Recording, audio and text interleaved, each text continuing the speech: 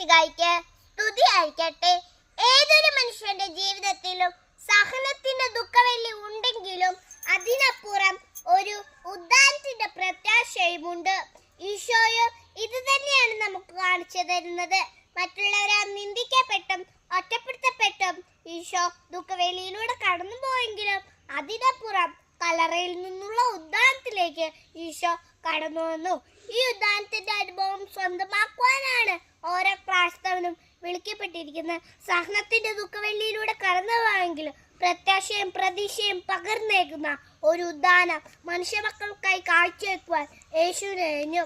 ഈ ഉദ്ധാനത്തിലൂടെ മനുഷ്യരായ നിത്യരക്ഷയെക്കുറിച്ചുള്ള ചിന്തകളും ഈശോ നമ്മളോട് പങ്കുവെക്കുന്നു. ഈ ഈസ്റ്റർ ദിനത്തിൽ നമുക്ക് ഓരോരുത്തർക്കും മറ്റുള്ളവരെ സ്നേഹിക്കുവാനും സഹായിക്കുവാനും കഴിയട്ടെ എന്ന് ആശംസിച്ചുകൊണ്ട് നിർത്തുന്നു. ഏവർക്കും എൻ്റെ ഈസ്റ്റർ ആശംസ.